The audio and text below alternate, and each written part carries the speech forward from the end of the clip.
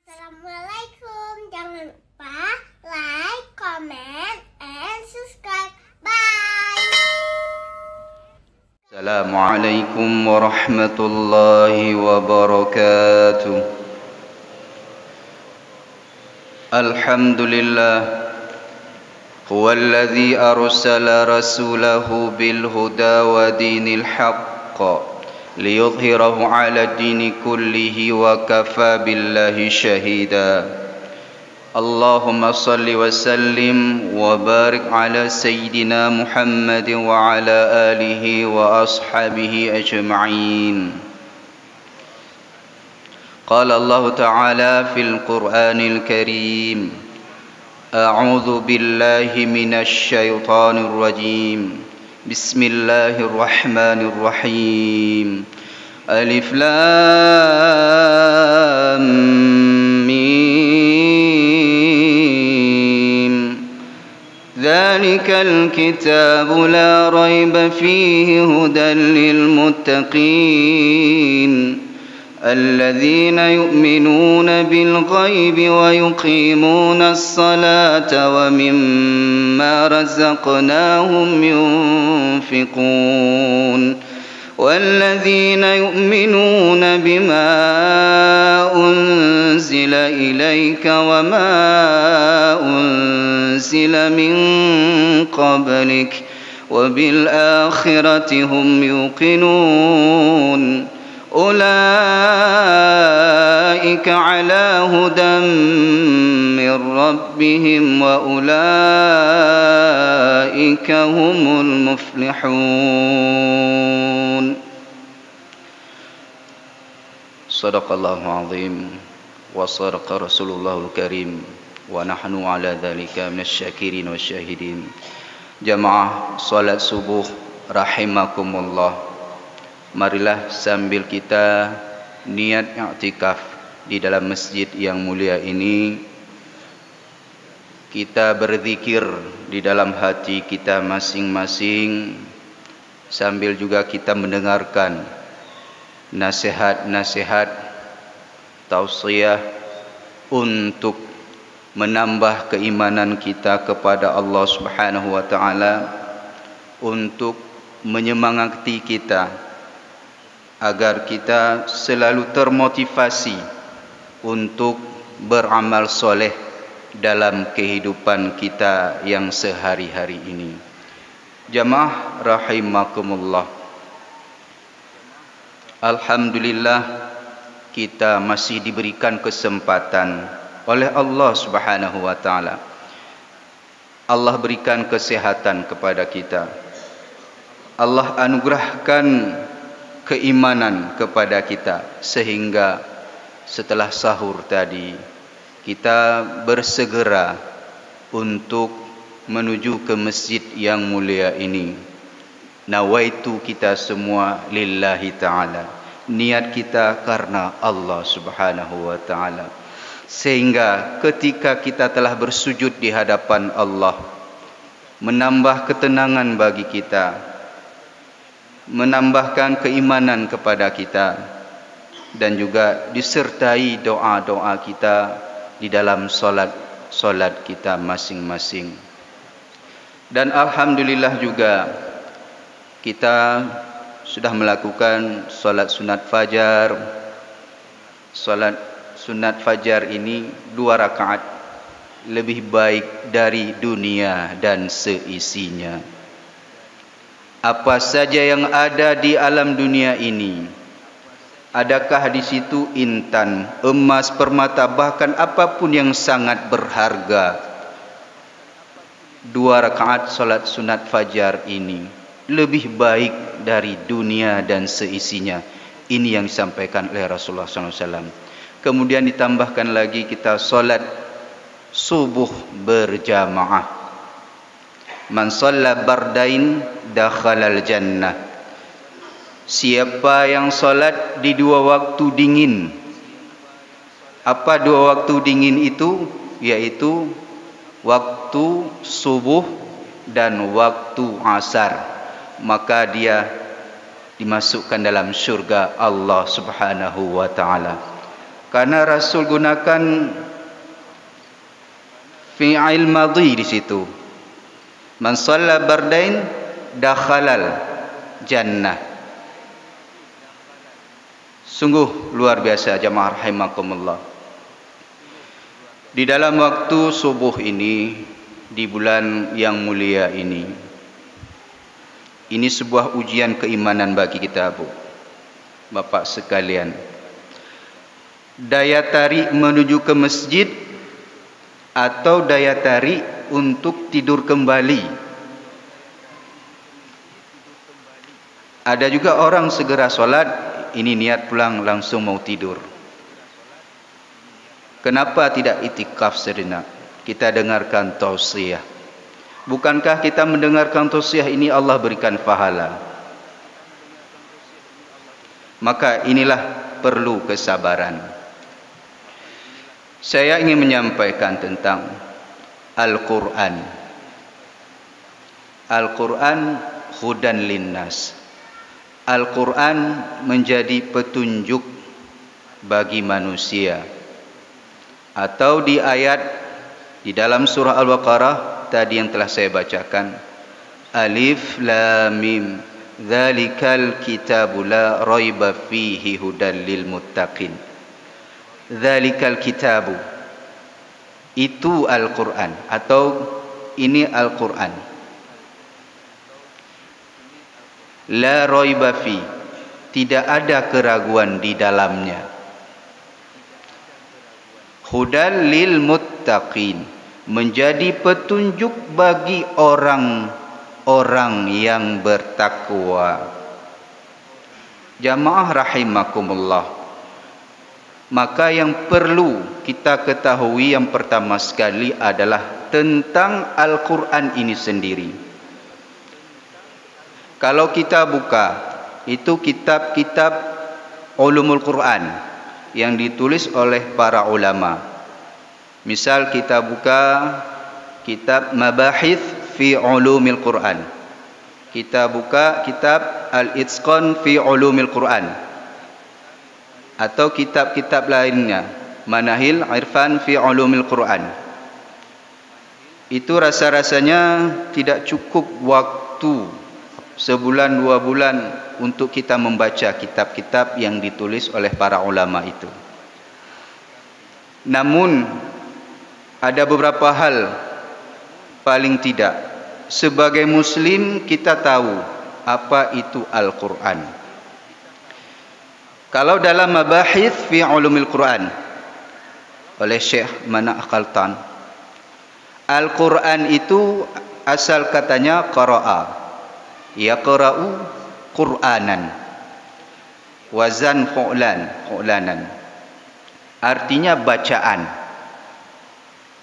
Jadi Al-Quran ini artinya bacaan.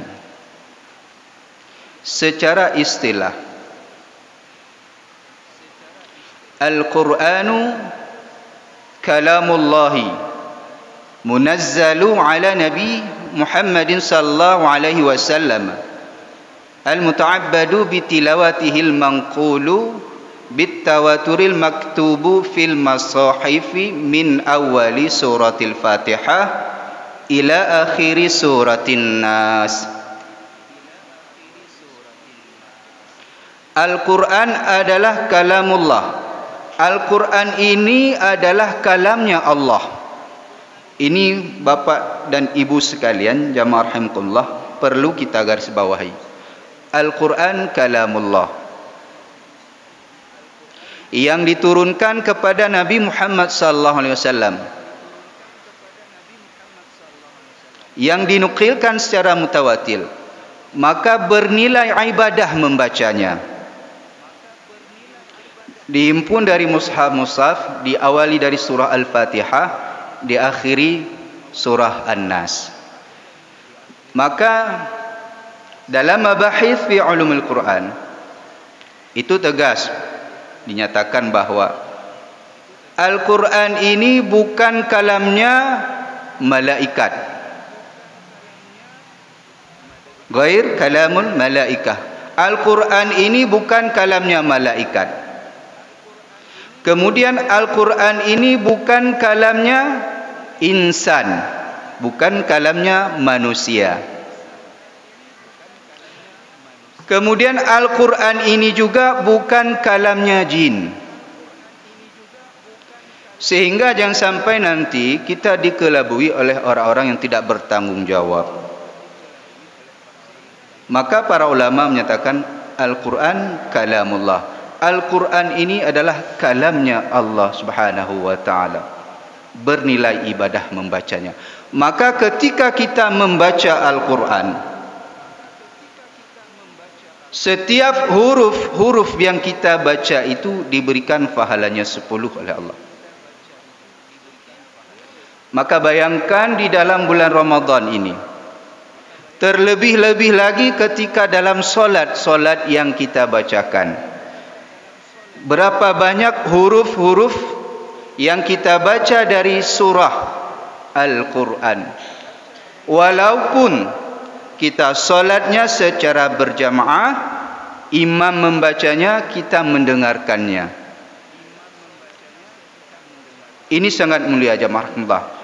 Maka Al-Quran ini, siapa yang memuliakan Al-Quran, dia akan menjadi orang yang mulia di dunia dan di akhirat. Dan siapa saja yang merendahkan Al-Quran, maka dia akan hina di dunia, terlebih-lebih lagi di akhirat. Maka apa kelebihan bagi orang-orang yang belajar Al-Quran dan dia mengajarkannya? Khairukum man ta'allama al-Qur'ana wa 'allamah. Sebaik-baik kamu adalah orang yang mau belajar Al-Quran, kemudian setelah dia faham, setelah dia pinter, ada kemampuan untuk mengajarkan Al-Quran, maka dia ajarkanlah kepada orang lain. Khairukum man ta'allama al-Qur'ana wa 'allamah. Hadis muttafaqun alaih. Sebaik-baik kamu orang yang mau belajar Al-Quran dan mengajarkannya. Jamaah rahimakumullah. Kemudian apalagi fadilah? Iqra'ul Quran fa innahu ya'ti yaumal qiyamati syafi'an li ashabi. Bacalah Al-Quran oleh kalian, karena sesungguhnya Al-Quran akan memberikan syafaat bagi siapa saja pembacanya. Baca Al-Quran di dalam bulan Ramadan ini, khatamkan Al-Quran. Kapan lagi kalau bukan di dalam bulan Ramadan? Mungkin di luar bulan Ramadan masing-masing kita punya kesibukan. Maka di dalam bulan Ramadan ini kesempatan yang sangat terbaik bagi kita, yang Allah lipatkan pahala-pahala untuk kita di dalam bulan suci Ramadan. Kesempatan kita untuk mengkhatamkan Al-Quran. Siapa yang baca Al-Quran, dia akan tenang. Siapa yang baca Al-Quran, jiwanya tenang, pikirannya jernih, dadanya lapang, sehat jiwa, sehat raga. Hilang sifat iri hati, hilang sifat dengki, karena sering membaca Al-Quran. Membaca Al-Quran membuat ketenangan. Membaca Al-Quran membuat pikiran kita lapang. Membaca Al-Quran akan mendapatkan rahmat Allah kepada kita semua. Jamaah rahimakumullah. Imam Asy-Syafi'i mengingatkan kepada kita, wa man qala al-Qur'anu makhluqun fahuwa kafir. Siapa saja yang mengatakan Al-Quran itu makhluk, maka dia telah kafir. Siapa yang mengatakan Al-Quran itu makhluk, maka dia kafir. Maka hati-hati ini jamaah Allah. Dahulu para ulama ini telah dilakukan hal seperti ini. Ada yang ulama yang dipaksa untuk mengakui bahawa Al-Quran ini makhluk. Ini bab akidah. Bab akidah tidak menjadi main-mainan. Begitu juga, ini perlu saya sampaikan. Ketika kita baca Al-Quran, ada orang meletakkan Al-Quran di atas ambal. Tidak boleh seperti itu. Jangan samaratakan dengan pantat. Maka ketika kita baca Al-Quran, tinggikan posisi Al-Quran itu. Apakah di sini ada meja disediakan? Kalau tidak ada meja, kita pegang. Jangan kita letakkan dia sejajar dengan pantat kita. Kalau kita menganggap, ini kan cuma seperti buku biasa. Kalau kita menganggap, ini cuma kan kertas biasa. Siapa saja yang telah berinteraksi dengan Al-Quran, apa saja yang di alat itu telah ditulis ayat-ayat Al-Quran, maka dia menjadi mulia. Jangan letakkan sejajar dengan kaki kita Al-Quran. Maka ini hendaknya menjadi perhatian kepada bapak-bapak. Kadang-kadang kepada bapak-bapak seperti itu juga. Orang lain mungkin segan menegurnya. Hana ma'o, hana mangat. Teka bengeh.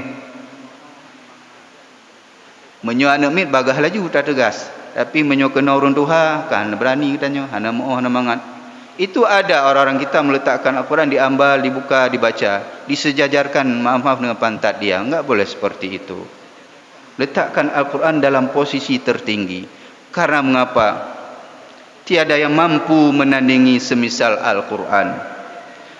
Maka mukjizat Nabi yang terbesar sampai saat ini tinggal pada kita adalah Al-Quran.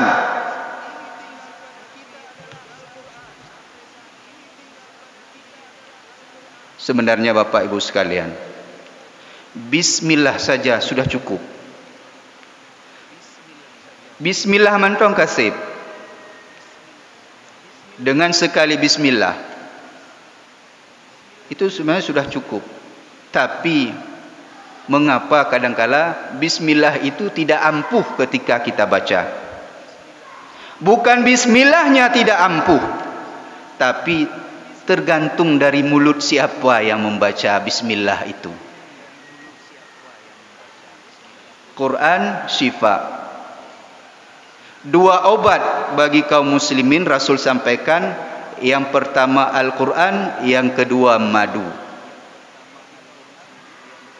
Bukan Bismillahnya tidak ampuh, tapi dari mulut siapa yang membaca Bismillah itu. Tergantung makam kita masing-masing.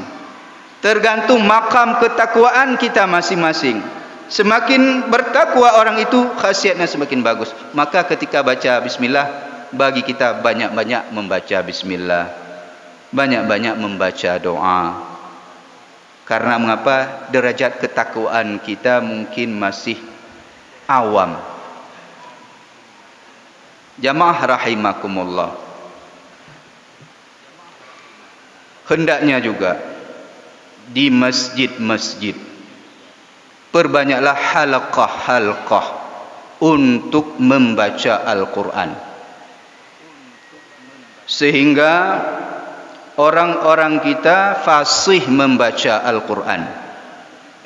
Betulkan bacaannya, betulkan huruf-hurufnya, yang mana sin, yang mana shin. Kebanyakan orang kita kurang fasih. Yang pertama di huruf ha. Antara ha dengan ha itu hampir sama-sama pengucapannya. Padahal pada posisi makharijul hurufnya tempatnya berbeda. Maka pada anak-anak itu kami betulkan sebetul-betulnya.